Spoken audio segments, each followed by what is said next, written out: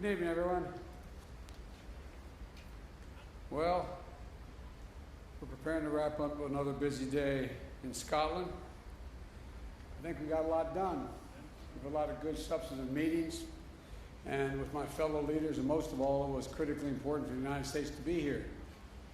At COP26, back in the Paris Agreement, raising domestic climate ambitions and demonstrating a commitment to support the rest of the world, particularly those countries that are on the front lines of the climate crisis.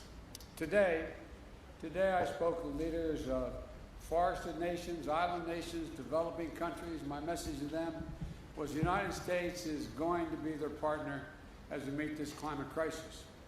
And I want to thank the United Kingdom and Prime Minister Johnson for hosting us, hosting the world at a critical moment, as well as I met with Prince Charles, who's put together a very significant operation over the last 6-7 years of trying to bring in the private sector to work on a number of these issues. Glasgow must be the start, as I'm tired of hearing me say it, but a decisive decade of action so we can keep the limit of 1.5 degrees within the reach of us and the rest of the world. We have to keep accelerating our progress. Today's agreement by more than 100 countries, representing 85% of the world's forests, to halt and reverse deforestation by 2030, is a great example of the kind of ambition we need, and the United States is proud to have initiated and supported it. For our part, the United States is going to keep raising the ambition and delivering the goal that we are reducing U.S. emissions by 50 to 52%, as Secretary Kerry's talked about, from the 2005 levels by 2030. This decade, we have to make significant progress. And by the way, I might note parenthetically, I can't think of any 2 days or more has been accomplished dealing with climate than these 2 days. Overall, the past 2 days, I've announced a series of initiatives that are going to make sure we hit the target of including today 2 new rules to reduce methane losses from new and existing oil and gas operations and from natural gas pipelines. Thanks to the effort of our joint effort with the EU, we've grown global methane pledge. Remember, I raised it when I spoke to the United Nations from 9 countries signing on to that pledge in September at the United Nations. More than 100 countries have signed on. It's about half the world's methane emissions, 70% of the world's global GDP. We made commitments to promote climate-smart agriculture, spur innovation, catalyze private finance for a clean economy, and to drive high-standard, clean, climate-resilient infrastructure through the Build Back Better initiative. We had a great meeting today where we sat and talked about the whole focus of my Build Back Better initiative, which is adopted by the G7, was that everything should be focused on, as we help with the infrastructure of the rest of the world, which needs it badly, focused on climate. The example is if you build an oil well, if you build a gas or oil refinery, you're going to have that for the next 30 years. Well, why not invest now if we're going to provide for the help for nations in solar capacity or wind capacity? So the point is, although we also brought through the new President's Emergency Plan for Adaptation and Resilience. We called it, I'm getting tired of acronyms, I have to admit to you, but it's called a PREPARE. We're going to support climate adaptation efforts of more than 500 million people worldwide. We also released our overall long-term strategy that outlines how we'll get to net zero emissions by 2050. You know, we know that this must be a whole of society effort. I'd also want to thank the representatives from the private sector and from labor and philanthropies, civil societies who are dedicating themselves to the climate action efforts we're all making here. That leadership, together with action by state and local and tribal governments, has been essential in the United States. That's why, despite the previous administration's pulling us out of the Paris Agreement and refusing even to acknowledge there was a climate crisis, we still brought down emissions during that period.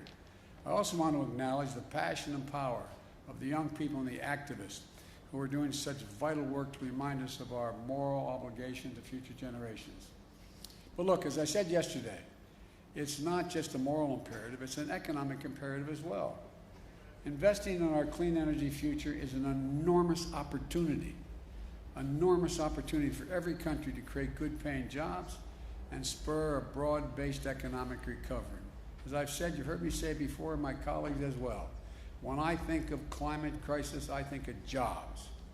And that's what the Build Back Better framework will do for the American people. It's going to bring historic investment in clean energy, addressing the climate crisis. It's going to cut greenhouse gas emissions by well over a gigaton by 2030. It's going to save consumers money in their energy bills and with tax credits for things like installing solar panels and weatherization of their homes. It's also going to provide manufacturing credits to make sure the United States is competing in energy markets of the future like solar panels and wind turbines. It's also going to accelerate electric vehicles and electric school buses and build a nationwide network of 500,000 charging stations to power them. It's about jobs. It's about competitiveness versus complacency. It's about making the world safer, cleaner, healthier, a place for our children and children all around the world to look to the future in a way that they can't now.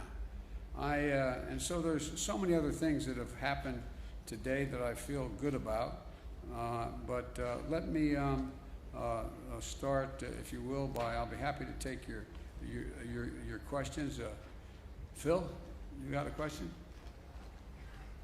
I'm watching on TV a lot. Thank you very much, Mr. President.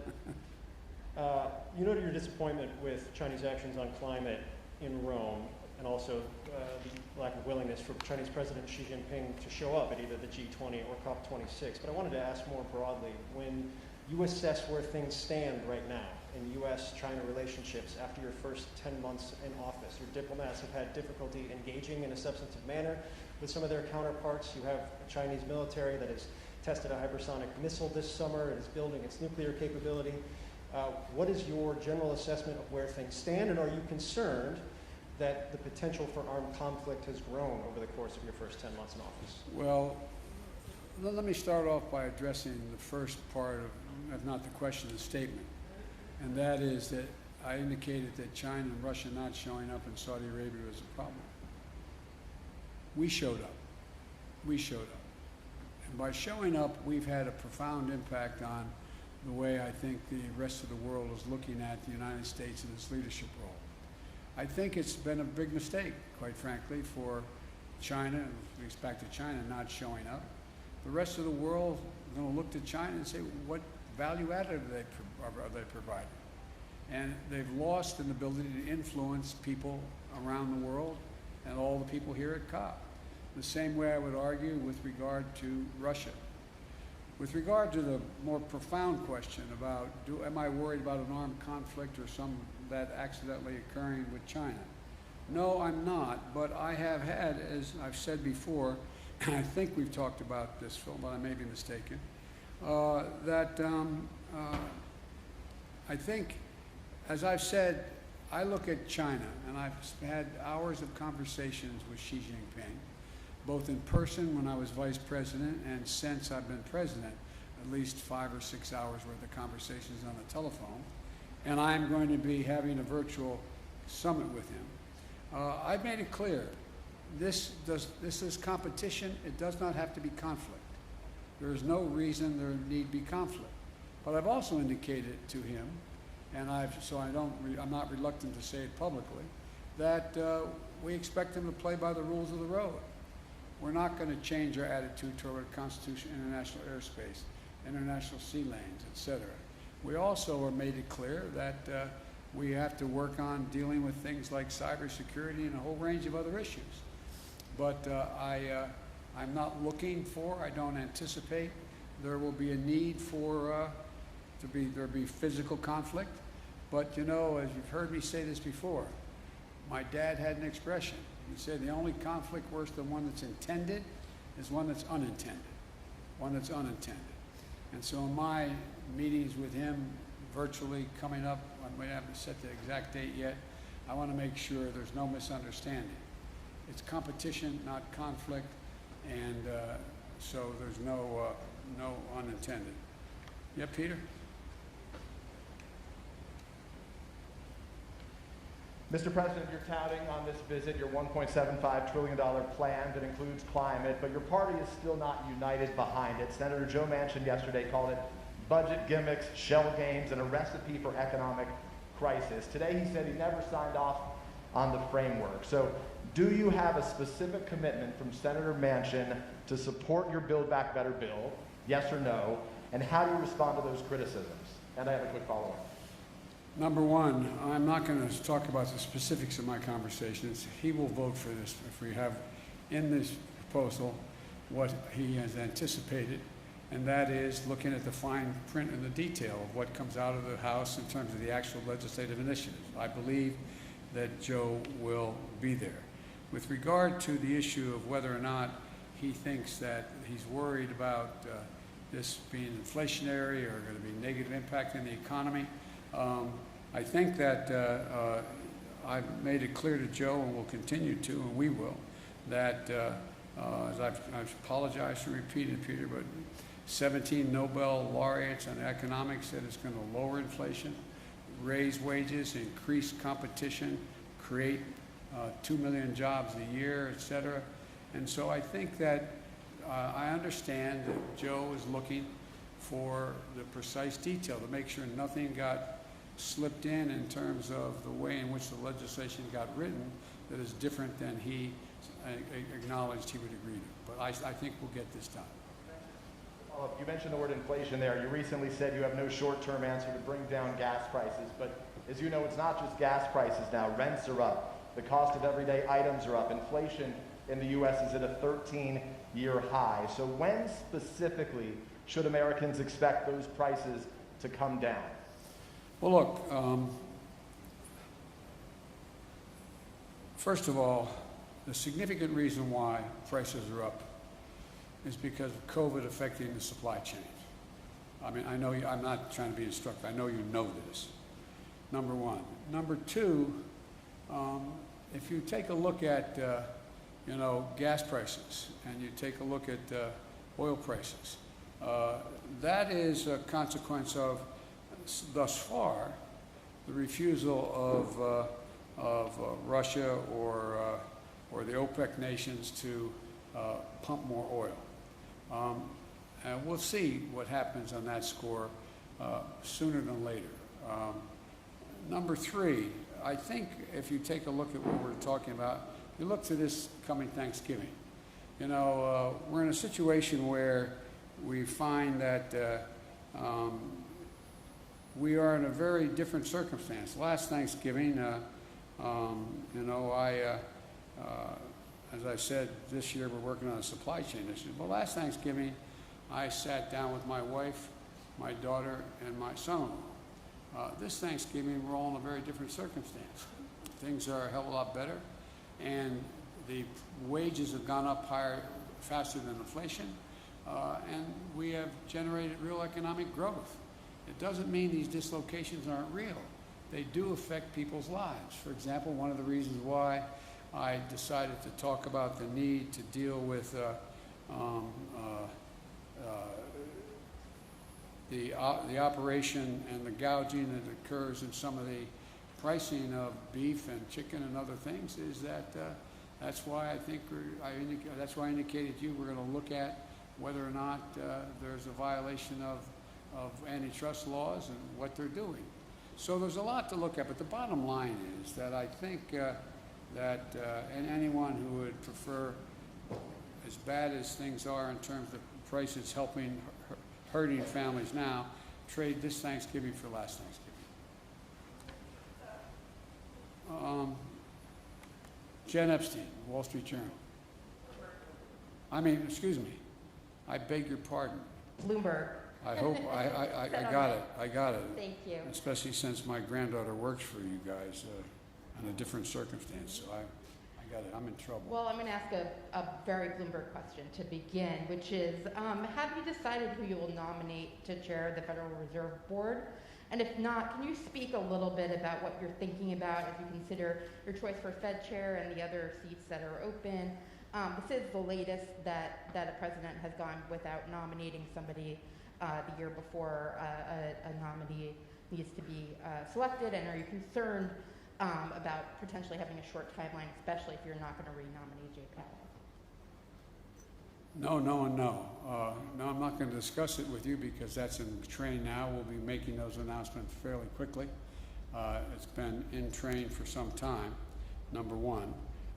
Number two, I also would indicate that I think we're going to have plenty of time to make sure all the major nominees are able to be cleared in time that where their terms would expire. And number three, I've given a lot of thought to it. And I've been meeting with my economic advisors on what the best choices are. We've got a lot of good choices, but I'm not going to speculate now. Nancy, CBS? I think you had your hand up. I'm sorry, did you? Thank you very much, Mr. President.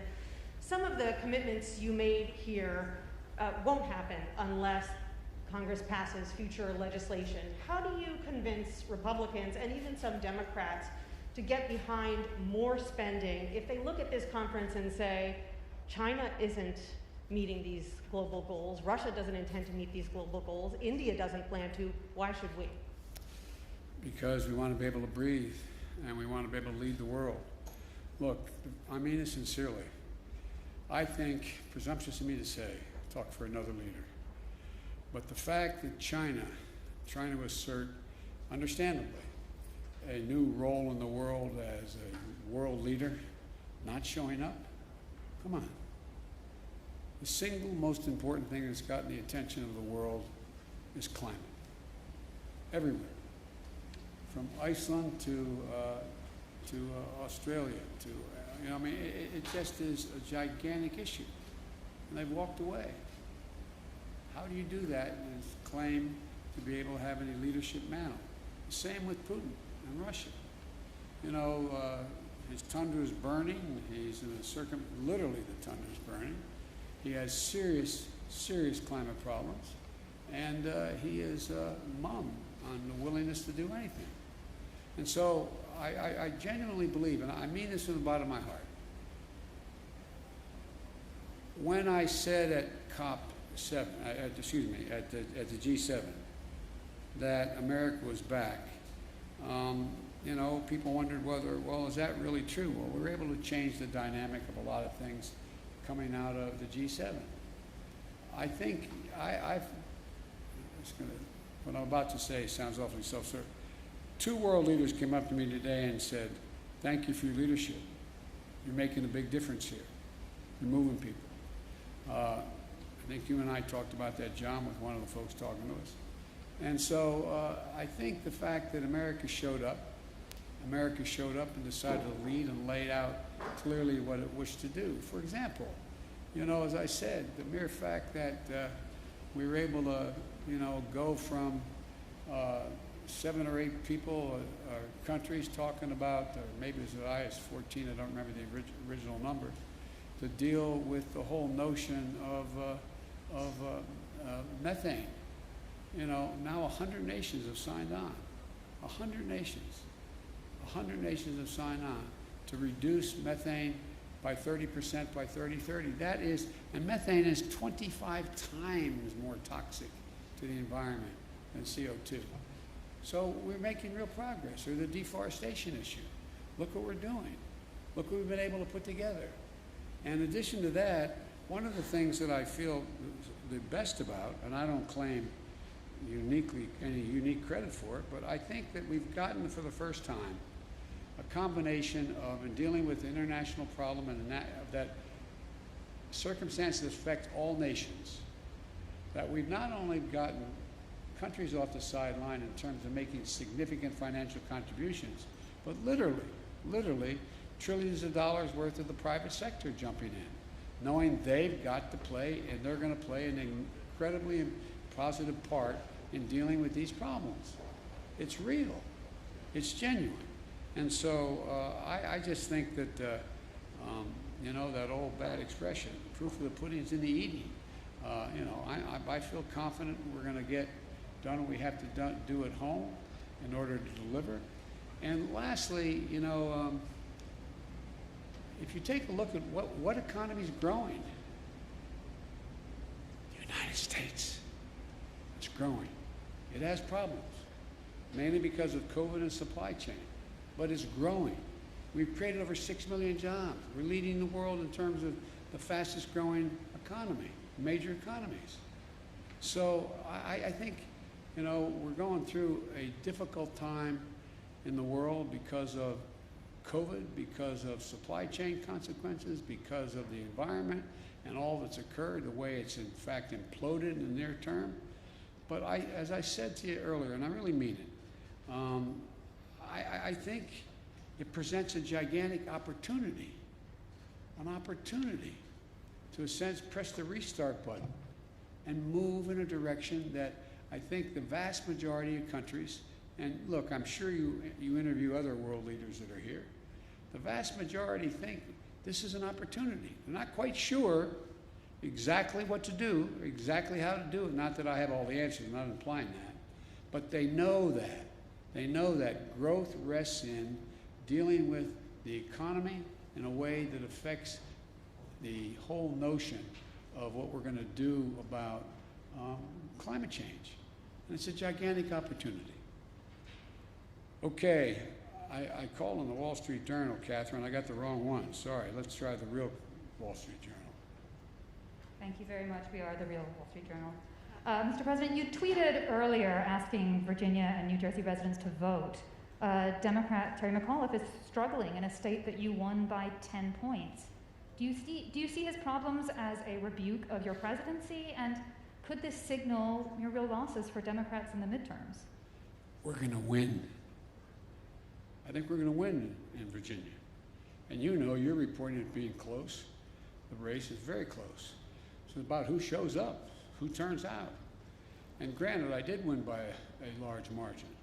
But the point of the matter is that I think that this is going to be, we all knew from the beginning, this is going to be a tight race.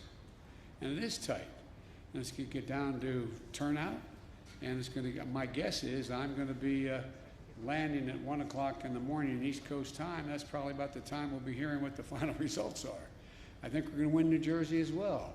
But look, you know, the off year is always unpredictable, especially when we don't have a general election going on at the same time.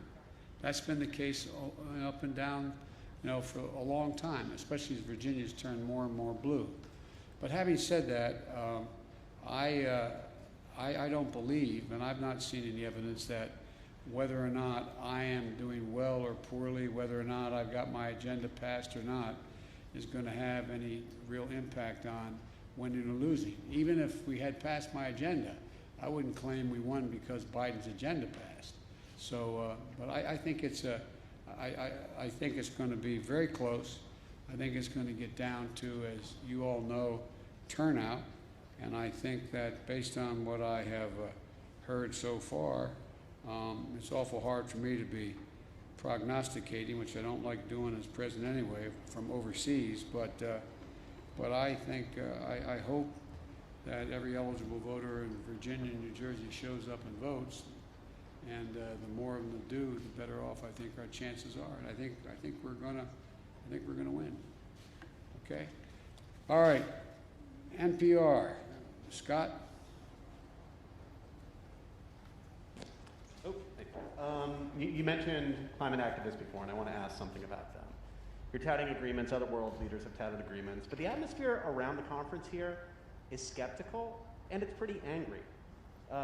Climate activists feel like decades and decades of COPs have led to broken promises, and they feel like even if all of these goals are reached that you're talking about the last few days, it's just not enough right now. And I'm wondering what you would say to the people outside who are really angry at this conference, especially at this moment, where Joe Manchin has expressed, has created more doubt that your climate legislation will pass, and you've got a very conservative Supreme Court about to take a look at whether your EPA can regulate greenhouse gas emissions. What's your message to people outside who just worry this all isn't enough right now, given the crisis? Well, first of all, I think anyone who is focused on the environment should be worried. We've got a lot more to do beyond what we've done. We've done more than we've ever done, though. That's the point. And more has to be done. And I didn't have a single member of this conference come up to me and say, are you going to pass what you have, and what do you think is, how's that going to affect it? What are you going to do? What they're looking at is what in fact has happened in terms of everything from dealing with deforestation to what we're going to do on Build Back Better and how we've been able to focus now. I mean, when's the last time you heard world leaders sit down together and agree that what they're going to do is when they deal with the needs of the infrastructure of other countries, that they're going to focus first and foremost on whether or not what the climate impact is on that. So I think, look, this is a there's a reason for people to be worried. I'm worried. I'm worried if we don't continue to move forward and make the kind of progress we're now making, that it's going to, I mean, we throw into jeopardy the prospect that we're going to be able to keep the temperature from rising above 1.5 degrees Celsius. But I'm optimistic because I think there's a, how can I say it? I guess maybe the best way to say it to you, Scott, is what I feel is that the populations of each of our countries have a different perspective than they did at COP25. I think there is, I mean, not because of necessarily any of the leaders of any of our countries, including mine, that all of a sudden people are seeing these things happening they never thought would happen. They're seeing people drown in their basements in Queens, New York because of flooding and rain. They're seeing that, you know, more territory burned down in the United States just since the first of the year than it makes up the entire landmass of the state of New Jersey. They've seen hurricane with top winds of 178 miles an hour. I mean, so they're looking at these things. They're seeing more, the water's warming. They're seeing a whole range of things occurring around the world that haven't happened. And it's sort of like, whoa, whoa. Because I don't get what I used to get when I started to, there's no reason why anyone would remember this. But back when a fine Republican, a guy named Dick Lugar, was from the state of Indiana, and he and I were either the chairman or ranking members of the Foreign Relations Committee. This is over 20 years ago. We ended up proposing, and it worked, but it got no enthusiasm, a thing for debt for nature swaps. People looked at us like, what in the hell are you doing? Why are you forgiving the debt so Brazil won't, you know, burn down more of their forest? Or why are you doing that so they will do? Now, everybody goes, whoa, what else can you do? What else can you do? So I think there's a whole different attitude that's out there.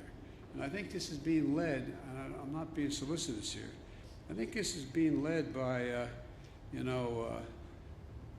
my granddaughters and their friends, that generation. I think they're out there going, whoa, and they're having a profound impact. Having a profound impact on their parents and their grandparents about what's happening. And then all these climactic and climactic things have happened that people are now paying attention like they never did before. So, you know, there's a lot more to do, and it's going to determine whether or not we are going to be able to fund what we're talking about. But, for example, even if the funding didn't come from some of the governments, you have the private sector now engaged where they're talking about investing, literally the need to invest over trillions of dollars off the sidelines. It's bankers that are now deciding they got to. I talked a long time ago with you all about that you have major corporate America pricing in the price of carbon. It matters. So things are changing. We just have the right stewardship and enough sense as world leaders to get it right. So thank you all so very much. Appreciate it.